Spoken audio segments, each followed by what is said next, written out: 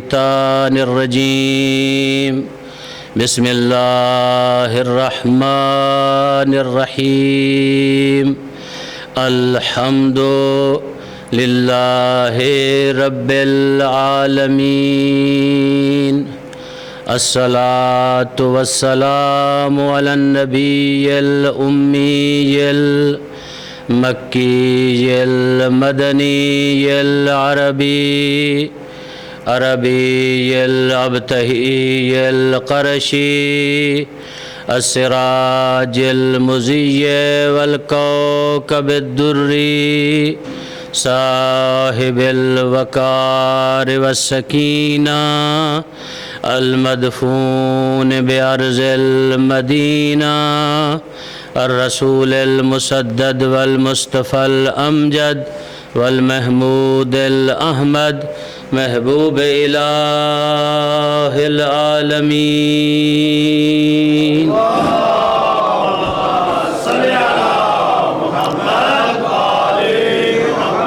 الذي كان المعراج سفره والبراق مركبه وسدرة المنتهى منزله وقاب قوسين أو أدنى مقامه وقال كنت نبيا وآدم بين الماء والطين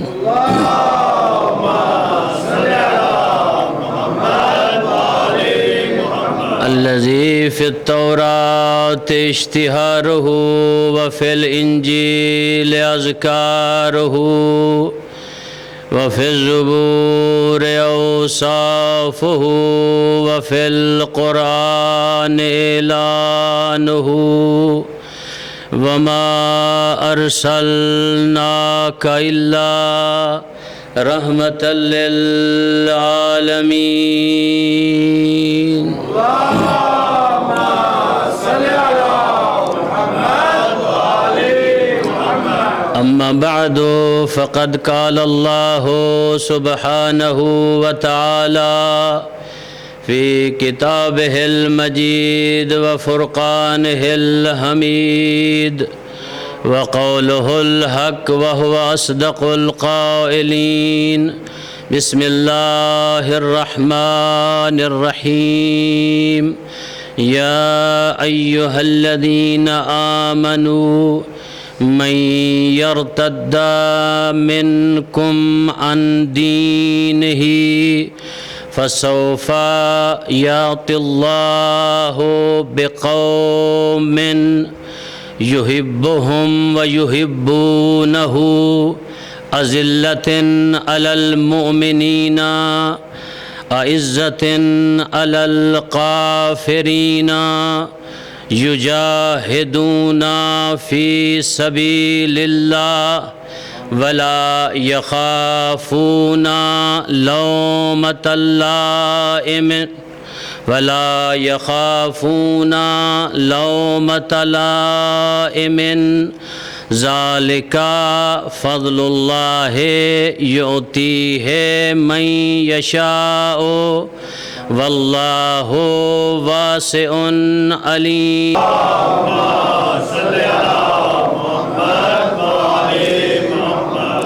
إنما وليكم الله ورسوله والذين آمنوا الذين يقيمون الصلاة ويؤتون الزكاة وهم راكعون اللهم صل على محمد وآل محمد نعرہ تکبیر نعرہ رسالت نعرہ حیدری بلند تر صلوات پڑھیں اللہم صلی علی محمد وآلہ. میرے معزز سامعین، خواتین و حضرات، میری مائیں، بہنیں، بھائی، بزرگ، بیٹے، بیٹیاں جو اس عزاخانہ میں تشریف لائے ہیں، آج اس عزاخانہ کی یہ تیسری مجلس ہے. مجھے یہ شرف حاصل ہوا کہ میں آج اس دوسری مجلس سے دوبارہ آپ کی خدمت میں حاضر ہوا۔ مسلسل میں سورہ مائدہ کی 2 آیات کی تلاوت کرنے کا شرف حاصل کر رہا ہوں، جس میں پروردگار عالم خالق کائنات وہ اللہ کہ جس نے اس کائنات کو بغیر کسی مشورے کے خلق کیا، خالق نے اس کو بنانے میں نہ کسی کو اپنا مشیر قرار دیا، نہ وزیر بنایا، اور نہ ہی خالق کو کسی سے مشورہ لینے کی احتیاج ہے۔ تو وہ اللہ اپنی اس مقدس اور معتبر کتاب میں، جس طرح ابھی عزیزم سے آپ نے سنا کہ یہ کتاب قرآن کریم ہے، لفظ کریم جو قرآن کریم کے بارے میں استعمال ہوا ہے کہ یہ وہ کتاب ہے کہ جس کا کرم اتنا عمومی ہے کہ جو اس کو سمجھنا چاہے، جو اس سے ہدایت لینا چاہے، جو اس کو اپنے دل میں جگہ دینا چاہے، تو خالق کائنات اپنے کرم سے اس قرآن کریم کی برکت سے اس کے قلب مقدس کو اپنے کرم سے پر کر دیتا ہے۔ تو یہ کتاب بچوں کے پڑھانے کے لیے بھی نہیں آئی کہ ہم اپنے بچوں کو یہاں بھیجتے ہیں، اچھی بات ہے، بچے بھی اس کو پڑھیں، جس طرح ابھی عزیزم نے میسم نے پڑھا۔ تو یہ کتاب آپ کے اور میرے لیے بھی ایک دستور عمل کے طور پر آئی ہے۔ تو اس کتاب میں ارشاد ہو رہا ہے، میرا حبیب ایمان والوں سے کہہ دو یا ایھا الذین آمنوا من یرتد منکم عن دینہ، اے ایمان والو جو کوئی بھی تم میں سے میرے دین سے پھر گیا، تو وہ جو پھرے گا اس کی سزا کیا رکھی ہے اللہ نے؟ اللہ فرماتا ہے اس کی سزا یہ ہے کہ مجھے پرواہ نہیں ہے، کوئی اگر میرے دین سے پھر جاتا ہے تو پھر میں کیا کرتا ہوں، فسوف یاتی اللہ بقوم، تو پھر ان قریب میں ایک اور قوم کو اس کی جگہ پہ بٹھا دوں گا۔ مجھے تمہاری ضرورت ہی نہیں ہے، تم چاہے میرے دین سے پھر جاؤ، تم دین کو چھوڑ دو، میرے پاس ایک اور قوم ہے جس کو میں اس جگہ پہ بٹھا دوں گا، اور وہ قوم جس کو میں بٹھاؤں گا اس کی صفات کیا ہیں؟ یحبہم و یحبونہ، وہ قوم مجھ سے محبت کرتی ہے، میں اس سے محبت کرتا ہوں۔ ایسی قوم ہے وہ مجھ سے محبت کرتی ہے، میں اس سے محبت کرتا ہوں۔ اور صفت کیا ہے؟ اذلۃ علی المؤمنین، جب مومنین کے سامنے آتے ہیں تو خاکساری سے پیش آتے ہیں، کسی مومن کو ملتے ہیں تو جھک کے ملتے ہیں۔ پیغمبر اسلام سے کسی نے پوچھا یا رسول اللہ مومن کا مقام کیا ہے؟ مومن کہتے کسے ہیں؟ ایمان والا ہوتا کون ہے؟ پیغمبر اسلام نے مسجد نبوی تھی، جس طرح آپ ابھی سیدہ کے گھر میں تشریف فرما ہیں، حضرت تشریف فرما تھے، مسجد نبوی میں اچانک دیکھا تو جناب امیر المؤمنین تشریف لائے اور ساتھ جناب سلمان فارسی آ رہے ہیں۔ سلمان فارسی عمر کے لحاظ سے امیر المؤمنین سے بڑے تھے، سفید ریش تھے، لیکن کمال سلمان فارسی دیکھیں، علی آگے آگے ہے، سلمان پیچھے پیچھے ہے، جہاں علی کا قدم ہے وہاں سلمان کا قدم ہے۔ جو ہی سلمان فارسی اور امیر المؤمنین دونوں وارد ہوئے تو جب پوچھنے والا پوچھ رہا تھا ابھی بات ختم نہیں ہوئی تھی، پیغمبر مسکرائے، دیکھ کر فرمایا بندہ خدا تو نے ایک کے بارے میں پوچھا تھا، میں تجھے 2 دکھانا چاہتا ہوں، جو آگے آ رہا ہے وہ امیر المومنین ہے، جو پیچھے آ رہا ہے وہ مومن ہے۔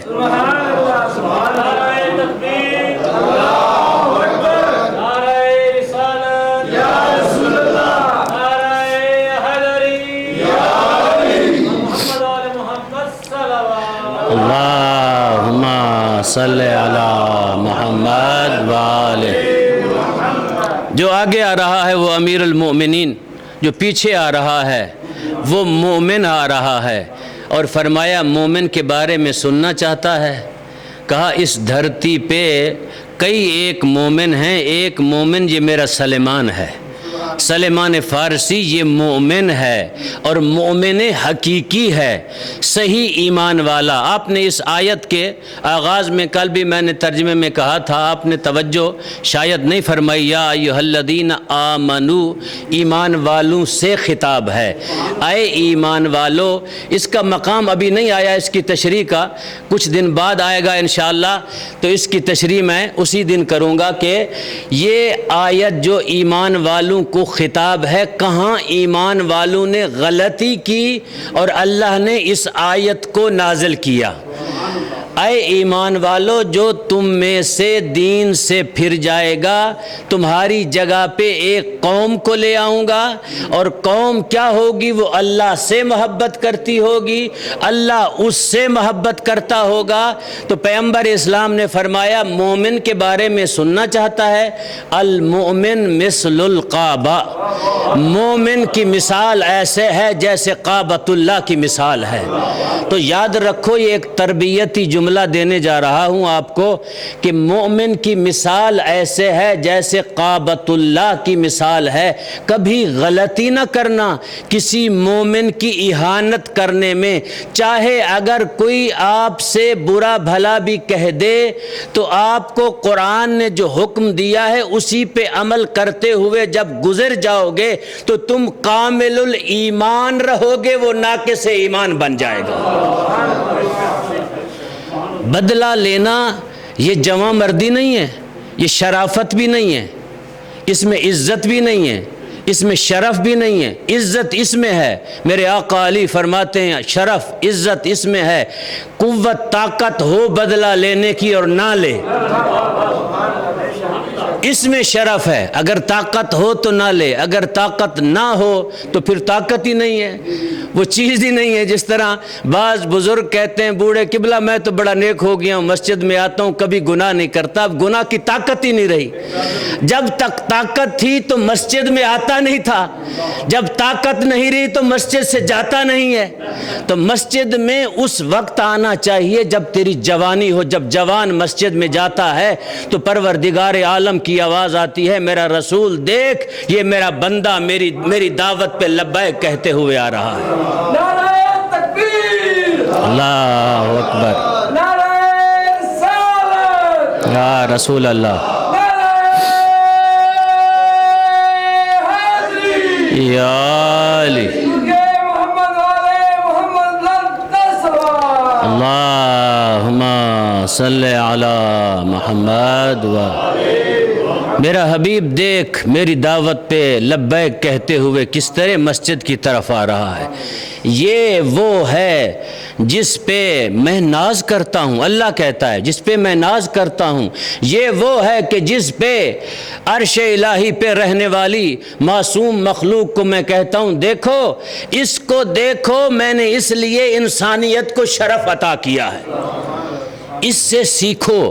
جب آپ مسجد میں آتے ہیں تو اللہ فرشتوں کو کہتا ہے اس سے سیکھو، دیکھو یہ میری عبادت کے لیے بغیر کسی لالچ کے، بغیر کسی طمع کے، اس کو یہاں کچھ ملے گا نہیں سوائے اس کے کہ میرے ساتھ اس کی ملاقات ہو جائے گی۔ لقاء اللہ کا مشتاق ہو کے یہ بندہ آ رہا ہے۔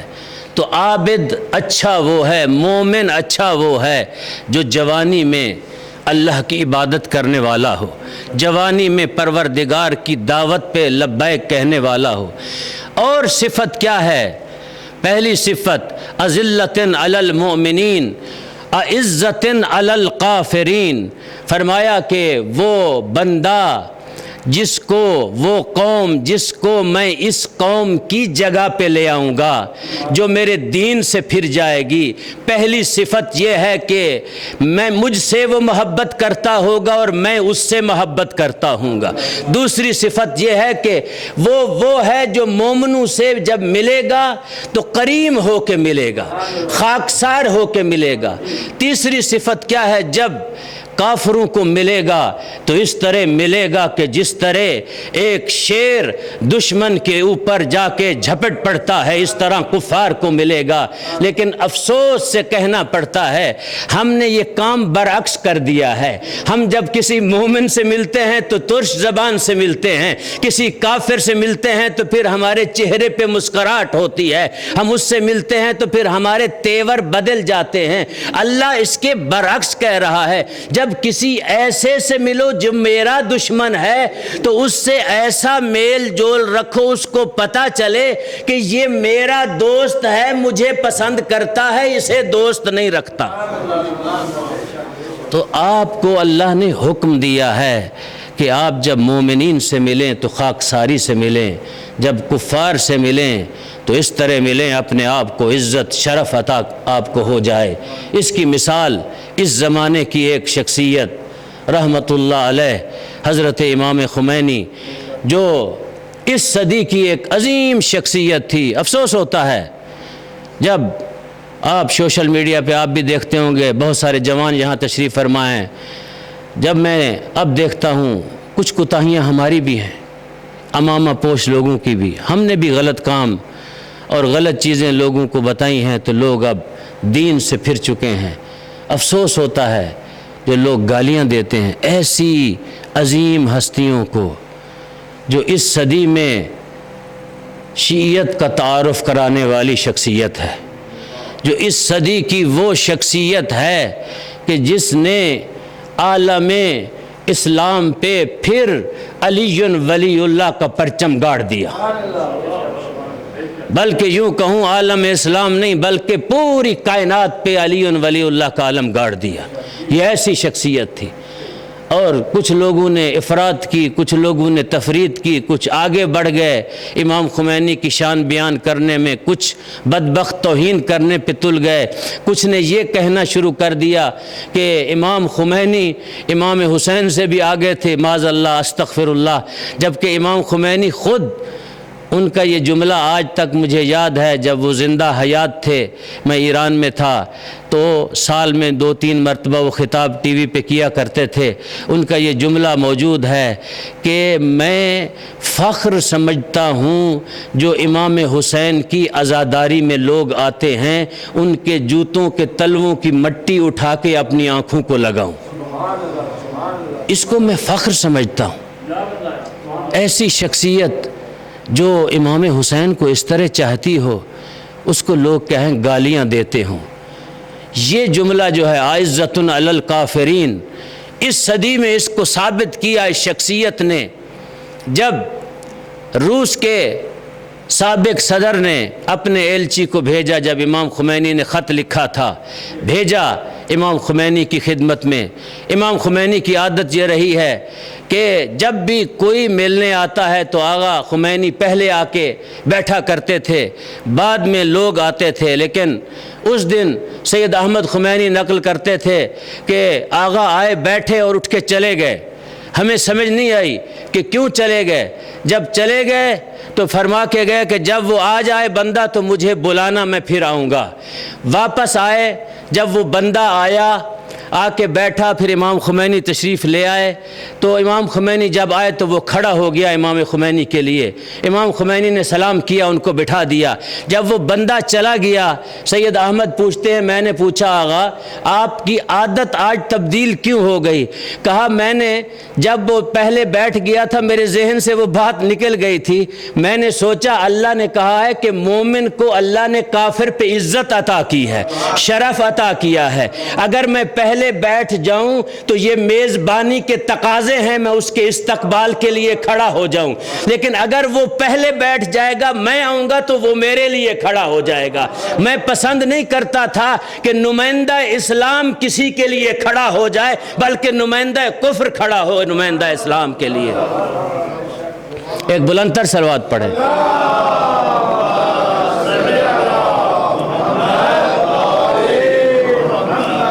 پھر بھی صلوات پڑھیں۔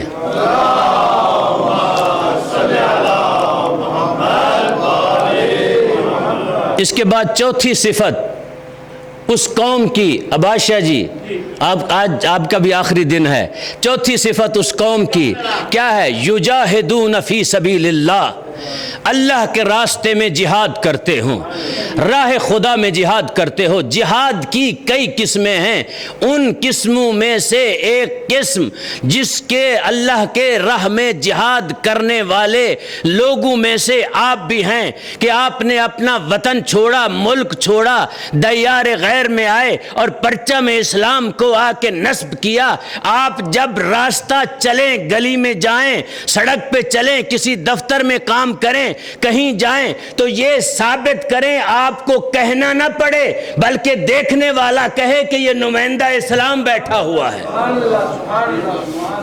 یجاہدون فی سبیل اللہ، اللہ کے راہ میں جہاد کرنے والے۔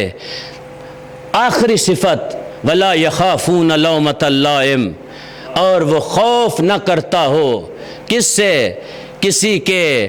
کسی کی بات کرنے سے، ملامت کرنے سے۔ یعنی کیا؟ کبھی کبھی مومنین کہتے ہیں نا قبلہ ہمارا مقام بڑا ہے، میں تو بڑے خاندان سے تعلق رکھتا ہوں، کلے وال کا سید ہوں، اگر وہاں چلا جاؤں تو میری بے عزتی ہوگی۔ قرآن کہتا ہے کلے وال کے سید وہاں چلے جائیں تو عزت بڑھے گی۔ ولا یخافون لومۃ لائم، جہاں آپ یہ سمجھتے ہیں میرے جانے سے میری بے عزتی ہوگی وہاں جاؤ، ڈرو نہیں، وہاں تیرا شرف ہوگا، تیری عزت ہوگی۔ اس کی بے عزتی ہوگی جو تیری بے عزتی کرنا چاہتا ہے، تیری بے عزتی نہیں ہوگی۔ اس کے اوپر اگر ثابت آئی ہے تو وہ ایک شخصیت ہے بعد از وفات پیغمبر، ولا یخافون لومۃ لائم، ایک ہستی ہے جو اس پہ ثابت آئی ہے، اس ہستی کا نام ہے ابو ذر غفاری۔ ہر روز حاکم کے دربار میں جا کے کھڑا ہو جاتا ہے، ڈرتا نہیں ہے، آنکھوں میں آنکھیں ڈال کے یہ کہتا ہے جس جگہ پہ تو بیٹھا ہوا ہے تیری جگہ نہیں، یہ علی ابن ابی طالب کی جگہ ہے۔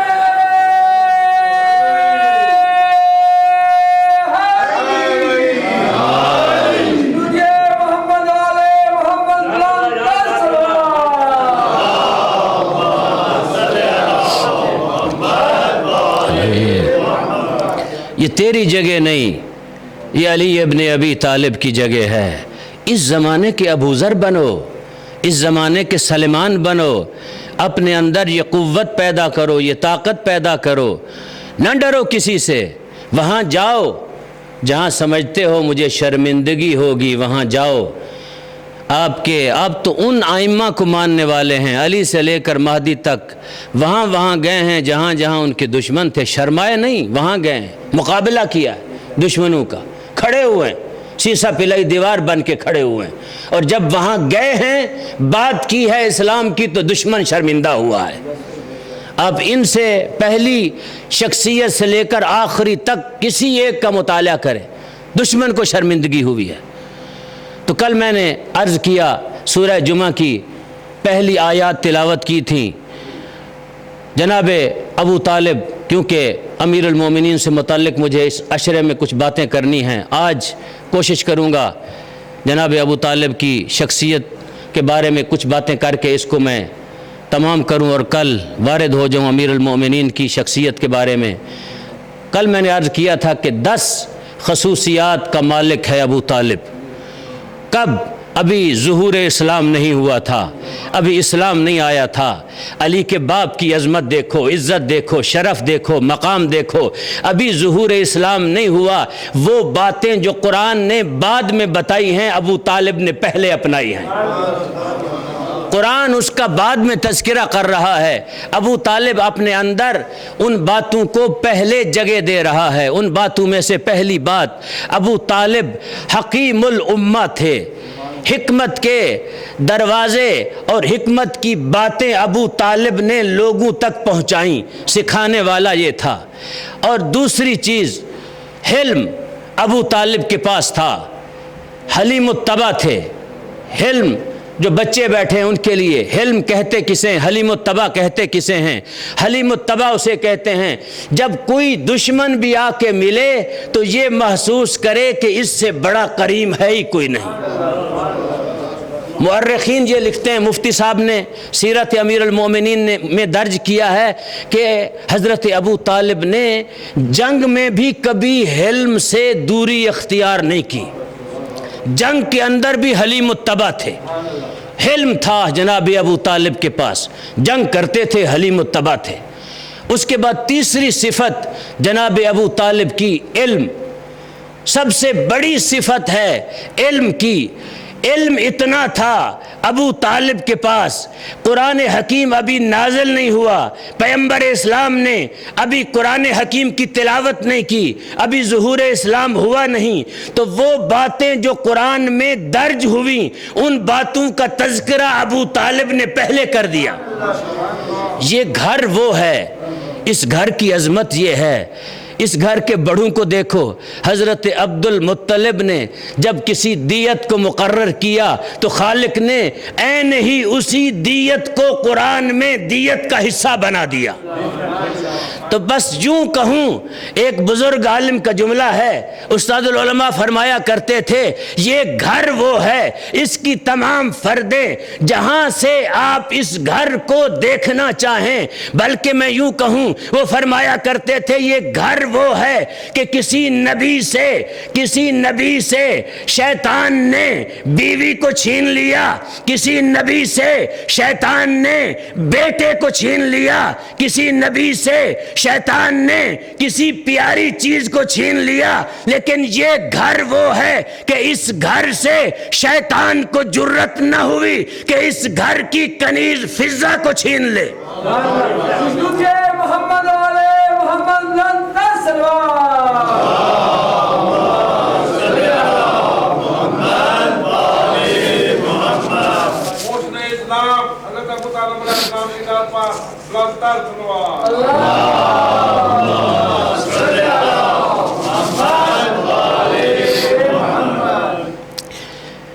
ان صفات میں سے ایک علم ہے۔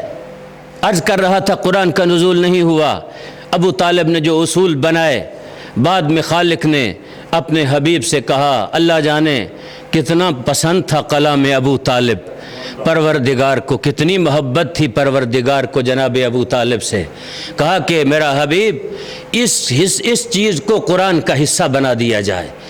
علم کے ان منازل پہ فائز تھی جناب ابو طالب کی شخصیت۔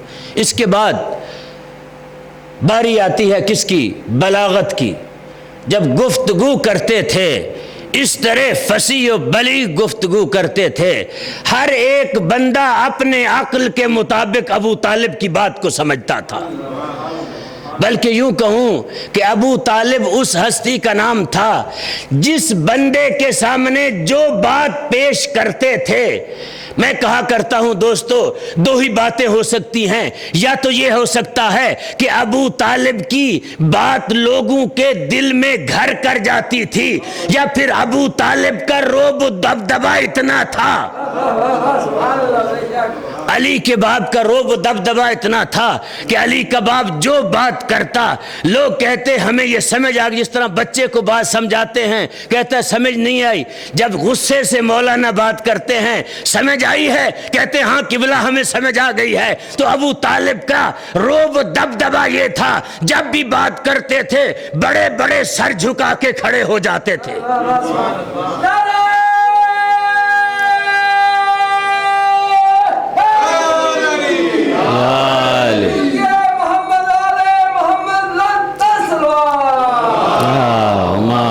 صلی علی محمد والے۔ اس کے بعد مورخین لکھتے ہیں بردباری میں اتنے بڑے بردبار تھے جناب ابو طالب، کائنات میں اس سے بڑا بردبار ہم نے کبھی نہیں دیکھا۔ اس کے بعد کہتے ہیں مہمان نوازی میں اتنے بڑے مہمان نواز تھے، ہم نے انبیاء کی صف میں نظر دوڑائی، اس سے بڑا مہمان نواز ہمیں کوئی نہیں ملا ابو طالب جیسا۔ ایک نبی ہے جس کے دسترخوان پہ مہمان آتا ہے۔ آپ نے شاید اس قصے کو کسی اور طریقے سے سنا ہو، کیونکہ میں ابو طالب کو بیان کرنا چاہتا ہوں تو میں بتانا چاہتا ہوں، جو بات میں نے کی ہے دلیل دینا چاہتا ہوں۔ ایسے بات میں نے ہوا میں نہیں کی کہ نبیوں کی صف میں بھی ہم نے اس طرح کے مہمان نواز نہیں دیکھے کہ ایسا مہمان نواز ابو طالب ایک نبی ہے کہ جس کی مہمان نوازی کا قصہ ملتا ہے۔ وہ نبی کون ہے؟ جد انبیاء ہے، حضرت خلیل ہے، جس کو اللہ اپنا خلیل کہتا ہے، دوست کہتا ہے۔ اتنی محبت تھی پروردگار سے، حضرت ابراہیم کو اللہ نے خلت کا لقب عطا کر دیا۔ تو وہ نبی بھی مہمان نواز بڑا تھا۔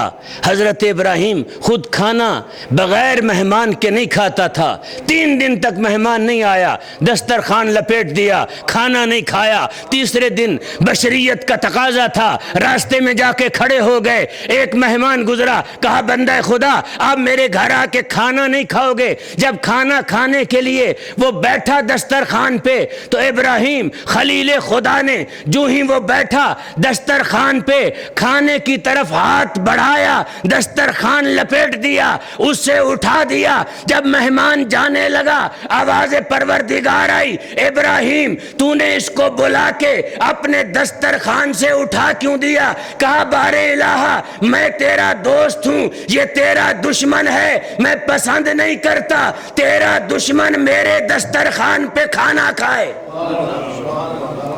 اتنی محبت اللہ سے۔ جب یہ جملے سنے ابراہیم نے، کہے اللہ سے، اللہ نے سنے ابراہیم کے، آواز پروردگار آئی، جبرائیل جاؤ میرے خلیل سے کہو ابراہیم اس بندے سے پوچھو اس کی عمر کتنی ہے۔ پوچھا اس بندے سے تیری عمر کتنی ہے؟ آپ لوگوں کی میرے لیے نصیحت کا جملہ ہے۔ پوچھا کتنی عمر ہے؟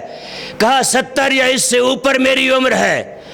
کہا ابراہیم میں 70 سال اپنے دشمن کو اپنے دسترخوان پہ کھانا دیتا رہا ہوں۔ تجھ میں اور مجھ میں فرق یہ ہے، میں 70 سال تک اپنے دشمن کو اپنے دسترخوان پہ کھانا کھلاتا رہا ہوں، تو ایک دن میرے دشمن کو اپنے دسترخوان پہ کھانا نہیں کھلا سکتا؟ میں کھلاتا رہا ہوں۔ اور ہمیں بھی دیکھنا چاہیے، یہ میرا دشمن ہے۔ مولانا صاحب وہ بندہ بھی آپ کے پاس بیٹھا ہوتا ہے جس نے آپ کو یہ بات کی تھی، بابا وہ بندہ ہو سکتا ہے توبہ کر لی ہو اس نے، ہو سکتا ہے وہ مجھ سے بہتر ہو گیا ہو سکتا ہے میں اپنے گناہوں کو جانتا ہوں، اس کے گناہوں کو نہیں جانتا۔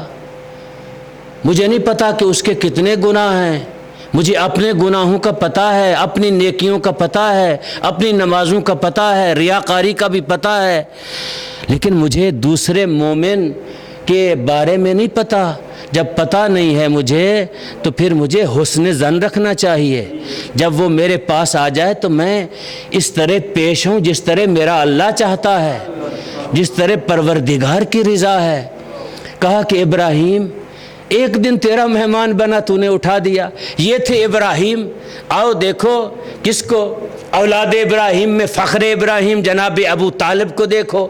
مہمان نوازی میں اتنا بڑا مہمان نواز میں نے کائنات میں دیکھا نہیں۔ کئی مثالیں دے سکتا ہوں لیکن ایک ہی مثال دیتا ہوں مہمان نوازی کی۔ اتنا بڑا مہمان نواز میں نے نہیں دیکھا کہ جس کے ابو طالب اس مہمان نواز، اس شخصیت کا نام ہے، اس ابو طالب کو وہ مہمان نواز کہا جا سکتا ہے۔ اللہ نے یہ امتیاز و اعزاز ابو طالب کو عطا کیا کہ کائنات میں کسی کو نہیں دیا جو ابو طالب کو ملا۔ ابو طالب ہے میزبان، مہمان کس کو بنایا؟ ابو طالب کے گھر میں خالق کائنات نے ابو طالب کو یہ عظمت و مقام عطا کیا۔ دنیا والو سنو، کسی کو یہ مقام نہیں دیا۔ ابو طالب کی عزت یہ ہے، شرف یہ ہے، مقام یہ ہے۔ ابو طالب دنیا میں یہ امتیاز رکھتا ہے، وہ رب العزت ہے، وہ خالق کائنات ہے۔ ابو طالب اللہ کا بہترین بندہ ہے۔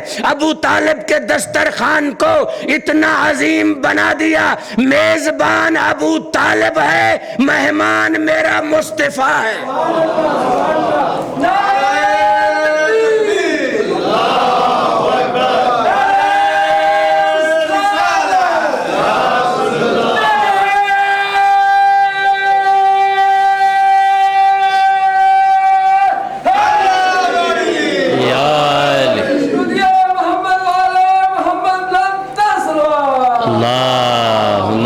صلی علی محمد۔ میزبان ابو طالب ہے، مہمان میرا مصطفیٰ ہے صلی اللہ علیہ وآلہ وسلم۔ قربان جاؤں مصطفیٰ تیری عظمت پہ، مہمان دیکھو کتنا بڑا مہمان ہے، الہی درسگاہ کا پڑا ہوا مہمان، پیغمبر اسلام۔ اور یہ وہ ہستی ہے جس کے بارے میں مورخین نے لکھا ہے، میں اگر نام نہ لوں تو خیانت ہو جائے گی۔ مفتی جعفر حسین رحمۃ اللہ علیہ لکھتے ہیں کہ کمال ابو طالب یہ ہے، عظمت ابو طالب یہ ہے کہ جب تک مصطفیٰ نہیں آتا گھر کا کوئی بچہ کھانا نہیں کھا سکتا، انتظار کی جاتی ہے۔ لوگ کہتے ہیں کہ یہ کافر تھا، مسلمان نہیں تھا۔ ارے ایسا کافر کوئی اور بھی تو لاؤ جس نے انتظار کیا ہو میرے مصطفیٰ کا۔ دسترخوان پہ اجازت نہیں دیتے کسی کو بھی، کسی بچے کو، گھر میں اہلیہ کو بھی اجازت نہیں ہے کہ جب تک میرا مصطفیٰ نہ آ جائے۔ اور کمال یہ ہے، مفتی صاحب لکھتے ہیں کمال یہ ہے کہ جب تک مصطفیٰ نہیں بیٹھتا ابو طالب کھڑا رہتا تھا۔ گویا ابو طالب تربیت کر رہے ہیں اپنی اولاد کی، بتا رہے ہیں دیکھو جس کے لیے تیرا باپ کھڑا ہوتا ہے تو بھی کھڑا رہے۔ اپنے بچوں کو سکھا رہے ہیں، تربیت کر رہے ہیں۔ ہمارے معاشرے میں آپ اگر پیچھے چلے جائیں، یورپ سے نکل کر پاکستان کے جو گاؤں کے رہنے والے ہیں، ہمارے آباء و اجداد نے بھی ہماری ایسی تربیت کی۔ ہمیں بتایا کرتے تھے بیٹا جب بڑا آ جائے تو تمہیں کھڑا ہو جانا چاہیے۔ تو ابو طالب بتا رہا ہے، نہ فقط بچوں کو، دنیا والوں کو درس دے رہا ہے، دیکھو مجھ سے بھی مصطفیٰ بڑا ہے چھوٹا، بھتیجا ہے، رشتے میں چھوٹا ہے لیکن عہدے میں بڑا ہے۔ یہ نبوت پہ فائز ہے، رسالت پہ فائز ہے، عصمت پہ فائز ہے۔ یہ وہ ہستی ہے کہ جس کو پروردگار نے رسالت کا تاج پہنایا ہے۔ جب تک جناب مصطفیٰ نہ آتے کھانا نہ کھاتے۔ اور تاریخ لکھتی ہے کہ گھر میں کھانا تھوڑا بھی ہوتا تو برکت تھی جناب مصطفیٰ کے ہاتھ میں، جب بھی کھانے کو ہاتھ لگاتے تو کھانا بڑھ جاتا اور کھانا بچا کا بچا رہ جاتا، سارے سیر ہو کے دسترخوان سے اٹھ جاتے۔ اور جناب فاطمہ بنت اسد کا بھی عظمت کا ایک جملہ کہتا جاؤں، بی بی کہتی ہے کہ میں نے اپنے بیٹے مصطفیٰ کو جب بھی دیکھا ہے گھر میں آئے ہیں تو ہمارے گھر میں ایک کھجور کا درخت تھا، جب بھی مصطفیٰ ہمارے گھر میں وارد ہوتے تو کھجور کا درخت جھک کے سلام کرتا۔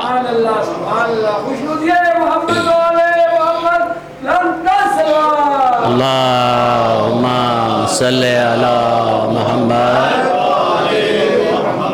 درخت سلام کرتا۔ کھجوریں حضرت کو بڑی پسند تھیں۔ بی بی فرماتی ہیں کہ ایک دن کھجوریں میں نے حضرت کے لیے رکھیں، کھجوریں آگے پیچھے ہو گئے گھر سے، ہو سکتا ہے کوئی باہر سے مہمان آیا ہو، بچہ آیا ہو، اس نے کھا لی ہو۔ تو پریشان تھی میں کہ ابھی مصطفیٰ آئیں گے اور کھجوریں مانگیں گے، کھجوریں نہیں ہیں۔ کہا جو ہی میرا بیٹا وارد خانہ ہوا، وہ کھجور کا درخت جو پہلے جھکتا تھا اب چل پڑا ہے۔ اور اپنے خوشے کو نیچے کیا ہے، میرا مصطفیٰ تازی کھجوریں توڑ کے کھا رہا ہے۔ میں نے جب یہ قصہ حضرت ابو طالب کو بتایا، کہا کہ اے طالب کے باپ، آج میں نے عجیب قصہ دیکھا ہے۔ جب محمد گھر وارد ہوا ہے، یہ درخت چل پڑا ہے اپنی جڑوں کے ساتھ اور جھکا ہے اور اپنے خوشوں کو کیا ہے نیچے کیا ہے، کھجوریں توڑ کے مصطفیٰ نے کھائی ہیں۔ جناب ابو طالب نہ عصمت پہ فائز تھے، بعض لوگوں نے گو دعویٰ کیا ہے نبوت کا، لیکن شیعوں کا یہ عقیدہ نہیں ہے، نہ نبوت پہ فائز تھے بلکہ خاصان خدا میں سے ایک شخصیت تھے۔ لیکن علم ابو طالب دیکھیں، عظمت ابو طالب دیکھیں، کہا کہ وہ کھجوریں توڑ کے تازہ انہوں نے کھائیں، کھجور نے جھک کر سلام کیا۔ جناب ابو طالب دیکھ کے کہتے ہیں فاطمہ بنت اسد سے، تو کیا معرفت مصطفیٰ نہیں رکھتی؟ دیکھ کے کہتی ہیں کہ کیا آپ معرفت مصطفیٰ رکھتے ہیں کما حق کو ہو؟ کہا کہ یہ کیسے ہو سکتا ہے کہ جس پروردگار نے اس کی پرورش کو میری ذمہ داری لگائی ہے تو میں مصطفیٰ کی معرفت کو کما حق کو ہو نہ رکھتا ہوں، جس طرح میں معرفت رکھتا ہوں شاید اس دنیا پہ مکہ میں مصطفیٰ کی کوئی معرفت نہ رکھتا ہو۔ کہا کس طرح؟ کہا کہ یہ بچہ معمولی بچہ نہیں ہے، یہ نمائندہ خدا ہے۔ جب یہ آیا ہے آواز پروردگار آئی ہے، کھجور جلدی چل کے جا، میرا نمائندہ آ رہا ہے۔ نعرہ تکبیر، نعرہ رسالت، نعرہ حیدری، یا علی اشہد محمد آل محمد لن تصل۔ اللہم صلی علی محمد والے۔ آخری بات اور ذکر مصائب، وہ وقت زیادہ ہو گیا ہے کیونکہ میں نے آغاز میں کچھ باتیں بھی کی تھی، وہ وقت میں لینا چاہتا ہوں۔ تو ایک تصحیح کرنا چاہتا ہوں، جو لوگ سوشل میڈیا پہ بہت ساری تقاریر دیکھتے ہیں، بعض جوان الحمدللہ یہاں جتنے بھی جوان بیٹھے ہوئے ہیں سب جوان جو ہیں سالم ہیں، دین مبین اسلام کو سمجھتے ہیں اور ابھی بھٹکے نہیں ہیں۔ میں گمراہ لفظ نہیں کہتا کسی کو، اس لیے کہ بعض لوگ بھٹک چکے ہیں راستے سے، راستہ بھول گئے ہیں۔ ہمارے بچے ہیں، ہمیں چاہیے اپنے بچوں کی تصحیح کریں جو راستہ بھول چکے ہیں۔ تو ایک جملہ دینا چاہتا ہوں، بعض لوگ اپنے آپ کو خطیب کہتے ہیں، ظاہر ہے ہمارے پاکستان کے معاشرے میں لوگ ان کو خطیب بھی مانتے ہیں۔ آج کل ان کا بڑا طوطی بھی بولتا ہے، ان کی فیسوں کی بحث بھی چلی ہوئی ہے، کتنا مہنگا ذاکر کون ہے، معاذ اللہ استغفر اللہ، جس طرح کسی کی بولی لگتی ہے کسی چیز کی۔ یہ سوشل میڈیا پہ یہ باتیں ابھی عام ہو گئی ہیں، یہ بھی شرم کی باتیں ہیں ہمارے مذہب کے لیے، اس سے پہلے اس طرح کی باتیں نہیں تھیں ذکر اہل بیت کے بارے میں۔ تو اس جملے سے جو ابھی میں نے آپ کو عرض کیا کہ معرفت ابو طالب یہ تھی، کمال ابو طالب یہ تھا کہ جن کو یہ علم تھا کہ یہ بچہ معمولی بچہ نہیں ہے، یہ بچہ نمائندہ خدا ہے، نبی خدا ہے اور رسول خدا ہے۔ کیا اس ابو طالب کو اپنے بیٹے کے بارے میں پتہ نہیں تھا؟ کیا میرا بیٹا جو آنے والا ہے یہ ولی خدا ہے، وصی مصطفیٰ ہے، یہ میرا بیٹا وہ ہے جس نے مصطفیٰ کی نصرت کرنی ہے، مدد کرنی ہے، جس سے ولایت کا آغاز ہونا ہے، امامت کا آغاز ہونا ہے۔ یہ کس طرح ہو سکتا ہے کہ بعض اپنے آپ کو شیعہ مذہب کا ٹھیکیدار بھی سمجھیں اور ممبر پہ بھی آئیں اور اس طرح کی کفریہ گفتگو کریں کہ حضرت ابو طالب جب جناب علی نے دنیا میں آنا تھا، حضرت ابو طالب ایک راہب کے پاس گئے، زیچہ بنوایا کہ کل جو بچہ آنے والا ہے وہ بچہ کیا ہے؟ تو راہب نے ایک زیچہ بنایا، اس کو پھاڑ دیا، تیسرا بنایا، پھاڑ دیا، چوتھا بنایا، پھاڑ دیا، پانچواں، چھٹا، ساتواں، 10 زیچے بنائے، پھاڑ دیے، پھاڑ کے پھینک دیے اور دیکھ کے کہنے لگا ابو طالب جو کل بچہ آنے والا ہے وہ خدا آنے والا ہے، بچہ آنے والا نہیں ہے، خدا پیدا ہوگا، معاذ اللہ، نعوذ باللہ من ذالک، استغفر اللہ ربی و اتوب الیہ۔ وہ ابو طالب جو مصطفیٰ کی نبوت کو جانتا ہے، مصطفیٰ کی رسالت کو جانتا ہے، کیا وہ ابو طالب اس کو پتا نہیں تھا کہ آنے والا بچہ ولی ہے؟ ابو طالب کی زوجہ کو پتا چل جاتا ہے، جس کو محمد کی کما حق کو معرفت نہیں۔ کیا ابو طالب کو پتا نہیں تھا وہ میرا ابو طالب نہیں ہے جو کسی راہب کے پاس جائے وہ کسی اور کا ابو طالب ہوگا؟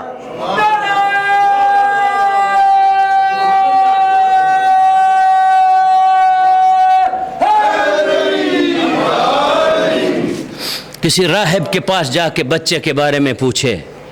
ابو طالب کا مقام یہ نہیں ہے کسی راہب کے پاس جائے۔ کون راہب ہوتے ہیں جو ابو طالب کو درس دیں؟ ابو طالب اس شخصیت کا نام ہے جس کی اسلام پہ بڑی قربانیاں ہیں۔ ابو طالب وہ نام ہے جس کے بچے اگر کربلا میں نہ ہوتے تو کربلا نہ مکمل ہوتی۔ اس ہستی کو ابو طالب کہتے ہیں جس کی اولاد کربلا میں کام آئی۔ کربلا کے شہداء کی آپ فہرست دیکھیں تو سب سے زیادہ جو اولادیں کام آئیں وہ ابو طالب کی اولاد تھیں۔ ابو طالب کے بچے تھے، ابو طالب کی بچیاں تھیں، ابو طالب کی بیٹیاں تھیں، سربراہنا بازاروں میں درباروں میں پھرائی گئیں۔ یہ ابو طالب کا گھر تھا، ابو طالب کے بچے تھے، ابو طالب کا بیٹا تھا، سر کٹا اور قرآن پڑھتا رہا۔ اولاد ابو طالب کے بڑے احسان ہیں اسلام پہ، بڑے احسان کیے ہیں اسلام پہ۔ ابو طالب معمولی شخصیت نہیں تھی دوستو۔ ابو طالب کے بچے کا بچہ بیٹا میرا آقا امام حسین، آج میرا جی چاہتا ہے میں وہ تذکرہ کروں جس کو میرے دو عزیزوں نے کل اور آج پڑھا۔ ابو طالب کا یہ پوتا مسجد نبوی میں تشریف فرما ہے، حاکم مدینہ کا قاصد آتا ہے، دیکھ کے کہتا ہے کہ آپ کو حاکم مدینہ بلا رہا ہے۔ میرے آقا حسین دیکھ کے کہتے ہیں تم جاؤ، میں تھوڑی دیر تک آتا ہوں۔ جی بھر کے محرم کے جو دن ہیں گریہ کیا کرو، رویا کرو، رونا رلانا، ایک آنسو کا آ جانا، اتنا ثواب ہے اس کا۔ آپ اس کا اجر و ثواب اگر پوچھنا چاہیں تو زہرائے مرضیہ سے پوچھیں، بطول سے پوچھیں۔ مومنو، آپ کی آنکھوں سے بہنے والے آنسو بڑے قیمتی آنسو ہیں۔ جناب زہرا نے جب پیغمبر اسلام نے امام حسین کے بارے میں بتایا نا، میرا یہ بیٹا کربلا میں 3 دن کا پیاسا بھوکھا شہید ہو جائے گا، بچے مارے جائیں گے، تو جناب سیدہ نے کہا بابا پھر میرے بچے کو ہم بھی نہیں ہوں گے تو کون گریہ کرے گا؟ تو پیغمبر نے فرمایا بیٹا گھبراؤ نہیں، اللہ ایک قوم پیدا کرے گا جس کی عورتیں تیری عورتوں کو روئیں گی، جس کے بچے تیرے بچوں پہ گریہ کریں گے، جس کے جوان تیرے اکبر کی چھاتی کو یاد کر کے گریہ کریں گے، جس کے بوڑھے حبیب ابن مظاہر کو یاد کر کے گریہ کریں گے۔ عزادارو، یہ ماتم، یہ گریہ، یہ عزاداری معمولی نہیں، یہ مجالس معمولی نہیں۔ میں رک کے یہاں ایک جملہ دینا چاہتا ہوں۔ میرے استاد علام پڑھا کرتے تھے، ایک عورت تھی جو ہر سال مجلس حسین کروایا کرتی تھی۔ ایک سال ایسا آیا حاکم نے پابندی لگا دی، منع کر دیا کہ کوئی اس بی بی کی مدد نہ کرے۔ وہ ضعیفہ تھی۔ شام کے وقت جب چاند محرم کا نظر آیا، دیکھ کے کہتی ہے زہرا تیرے بیٹے کی عزاداری کے دن بھی آ گئے، بی بی کوئی میری مدد کروانے والا نہیں ہے، میں نے تیرے بیٹے کی صف ماتم بچھانی ہے، بی بی اب میری مدد کون کرے گا؟ عزادارو سنو گے، ابھی یہ جملے ختم نہیں ہوئے تھے، ایک کالے برقعے والی بی بی وارد خانہ ہوئی۔ اجرکم اللہ، اجرکم اللہ، سوائے غم حسین کے اللہ آپ کو غم نہ دے۔ جی بھر کے گریہ کرو زہرا کے بچوں پہ، زہرا کی روح مجلس میں آئی ہوئی ہوگی۔ ایک بچہ لندن میں بیمار ہے سیدزادہ، اس مجلس کے صدقے اللہ اسے شفا دے۔ عزادارو اس بی بی نے دیکھا ایک سیاہ برقع پوش بی بی وارد ہوئی، دیکھ کے کہا بڑھیا گھبرا نہیں، میں تیری مدد کروں گی، 10 دن کے لیے میں صف ماتم بچھاؤں گی۔ عزادارو یہ بی بی صف ماتم بچھاتی، تبرک تقسیم کرتی، جب لوگ چلے جاتے کونے میں بیٹھ کر ساری رات گریہ کرتی، روتی رہتی، لیکن اس بی بی کو پتہ نہیں تھا یہ عورت ہے کون۔ عزادارو جب آخری دن آیا، شام غریبہ کی مجلس ختم ہوئی، استاد العلماء پڑھا کرتے تھے، اس بی بی نے ایک کپڑے کے اندر کچھ تبرکات زیور رکھ کے اس بی بی کے حوالے کیے، کہا بی بی تیرا شکریہ، یہ تیری اجرت ہے، تو نے 10 دن میرے آقا حسین کی عزاداری میں میرے ساتھ حصہ لیا ہے۔ جب یہ زیور اور یہ چیزیں دیں، سنو گے چیخ بلند ہوئی، بی بی دیکھ کے کہتی ہے ضعیفہ، کوئی ماں بیٹے کی عزاداری کی اجرت لیتی ہے، کوئی ماں اپنے بچوں کی عزاداری کی اجرت لیتی ہے، کہتی ہے ضعیفہ جس کی عزاداری تو کرتی رہی وہ میرا بچہ حسین کربلا میں مارا گیا، میں اس کی اماں زہرا۔